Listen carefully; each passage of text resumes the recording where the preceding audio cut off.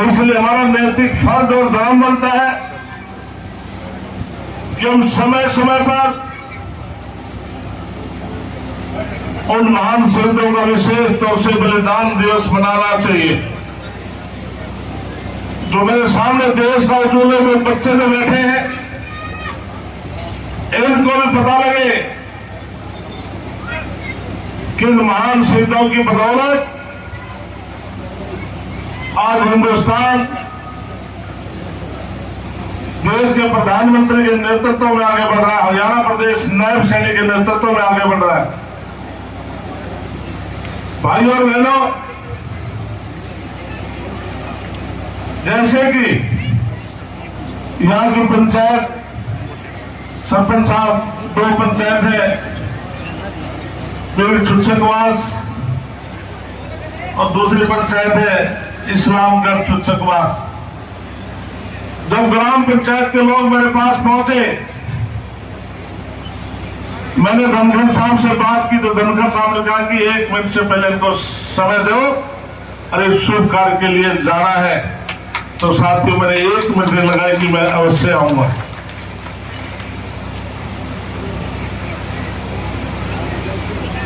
उन महान शहीदों को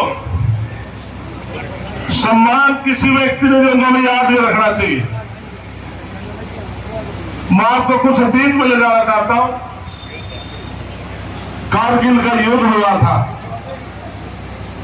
उसमें हिंदुस्तान की सेना ने सफलता हासिल की थी, लेकिन कारगिल के युद्ध से पहले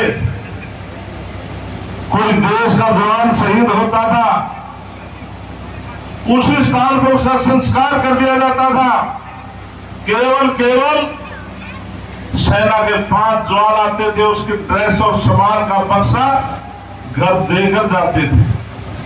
क्या रिश्तेदार परिवारों के साथ बीती होगी, लेकिन स्वर्गीय अटल बिहारी वाजपेयी जो कारगिल में जवान शहीद हुए, उनका राष्ट्रीय सम्मान के साथ उनके पैतृक स्थान पर उनका संस्कार कराया।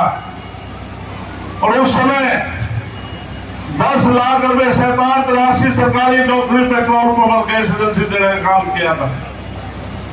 उसके बाद तब 2014 में माननीय मनोहर लाल मुख्यमंत्री बने, कैबिनेट मंत्री हमारे ओम प्रकाश धनखड़ थे, मैं भी उनके साथ कैबिनेट मिनिस्टर था।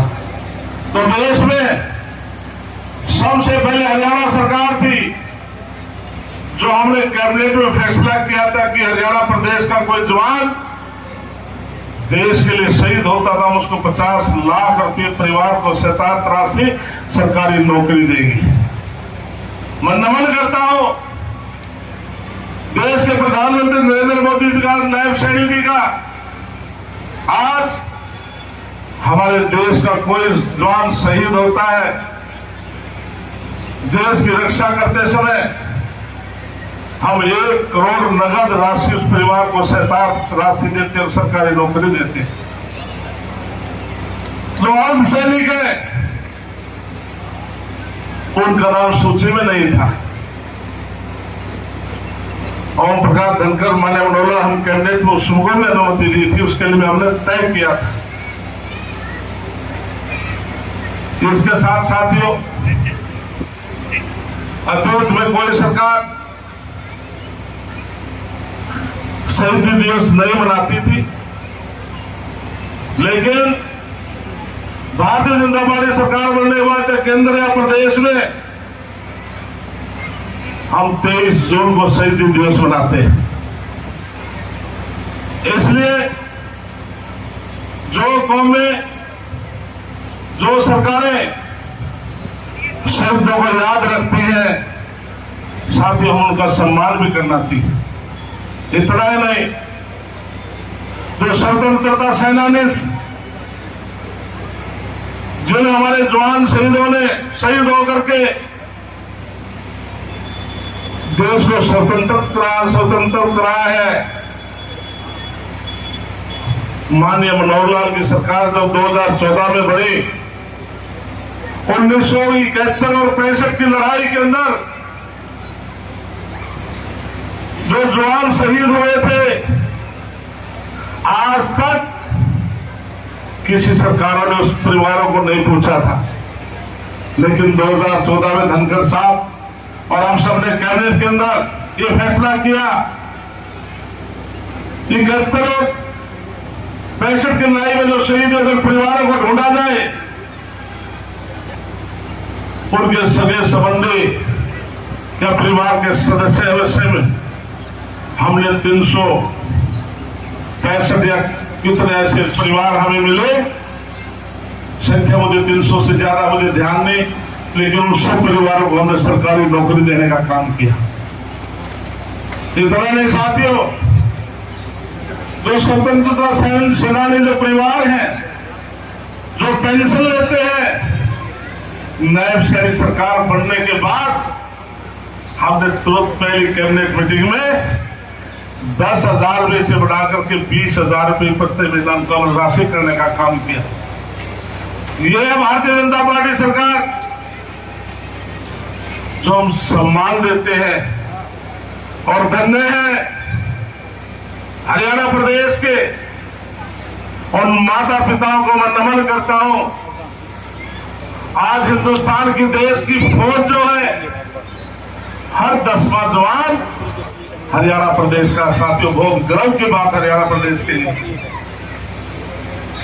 इसलिए हमें महान शहीदों को सम्मान करना चाहिए। साथियों, हम पॉलिटिकल आदमी भी हैं, वो बात भी मैं अवश्य करूंगा थोड़ी बहुत आपके बीच में। आज नरेंद्र मोदी जी ऐसे प्रधानमंत्री हैं जिन्होंने हिंदुस्तान की पहचान कराई, जो आर्थिक दृष्टि से, विकास दृष्टि से आज हिंदुस्तान की पहचान नरेंद्र मोदी जी ने कराई। आज देश का हर नागरिक इस बात को समझता है, आज हिंदुस्तान सुरक्षित है तो साथियों नरेंद्र मोदी के हाथों में सुरक्षित है। आज हरियाणा प्रदेश में आपके आशीर्वाद से, केंद्र में आपके आशीर्वाद से तीसरी बार भारतीय जनता पार्टी सरकार बनी, प्रदेश में भारतीय जनता पार्टी सरकार बनी। और ये कांग्रेस के लोग कहते थे भाजपा जा रही है, कांग्रेस आ रही है, लेकिन हम नमन करते हैं प्रदेश के हर मतदाताओं का जिनके आशीर्वाद से तीसरी बार नायब सैनी के नेतृत्व में सरकार बनी। साथियों, और इस सरकार में जब माननीय मनोहर लाल थे, ओम प्रकाश धनखड़ मंत्री थे, हम सब मंत्री थे। साथियों, चाहे गरीब का है चाहे अमीर का है, किसी जाति का कोई भेदभाव नहीं। साथियों, योग्यता के आधार पर हमने 1,86,000 नौकरियां दी है, बगैर पर्ची बगैर खर्ची के दी। हुड्डा ने 10 साल में केवल 86,000 नौकरियां दी थी, हमने 10 साल में पूरे 2 लाख से ज्यादा नौकरियां दी है। और हमने मैनिफेस्टो में दिया है हम इस 5 साल में 2 लाख नौकरियां और देने जा रहे हैं।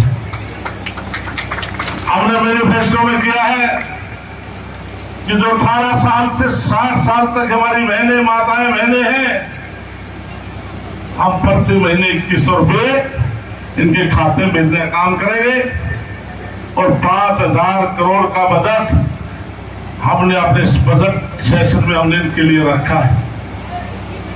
इसके अलावा अपने मैनिफेस्टो में हमने किसान भाइयों के लिए पैसे का प्रावधान किया, बजट को बढ़ाया है। हरियाणा सरकार किसान भाइयों की 24 फसलों पर हम एमएसपी पर खरीदेंगे। ओम प्रकाश धनखड़ जब कृषि मंत्री थे, पंचायत मंत्री के साथ, आप इंटरनेट पर निकाल कर देख लें, अतीत में जितने सरकारें बनी हैं, किसान भाइयों को सबसे ज्यादा मुआवजा ओम प्रकाश धनखड़ ने अपनी कलम से देने का साथियों काम किया था। आज हमने मुख्यमंत्री भरपाई योजना चालू की है। आपकी फसल प्राकृतिक के प्रकोप से, आगजनी से, पानी डूब से, ओलावृष्टि किसी कारण भी किसान की फसल बर्बाद हो जाती है तो हम उसका मुआवजा देते हैं। फसल का हमने एमएसपी रेट तय किया, हमने सब्जियों का किया, फलों का किया, हम सबको भरपाई देते हैं। इतना नहीं साथियों, जो ऑर्गेनिक खेती जो करते हैं, पहले 2 एकड़ तक हम किसान को उसका लाभ देते थे, लेकिन अब हमने फैसला किया है कि हम किसान को 1 एकड़ तक भी उसका लाभ देने वाले हैं।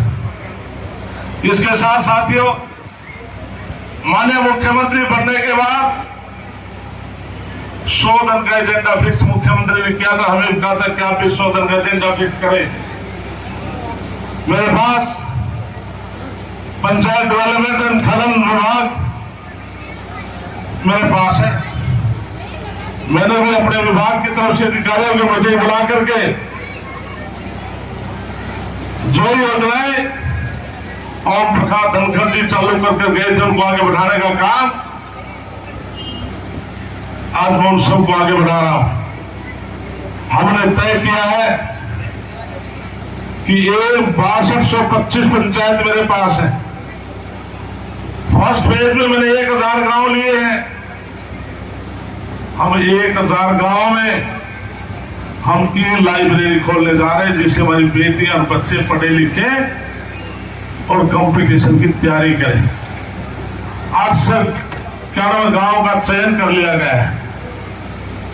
इसी प्रकार से 1000 गांव को हमने फर्स्ट फेज में गांव की फिरनी पक्की करेंगे, उसमें स्ट्रीट लाइट लगाएंगे। हमने स्ट्रीट लाइट और फिरनी का काम भी शुरुआत कर दी।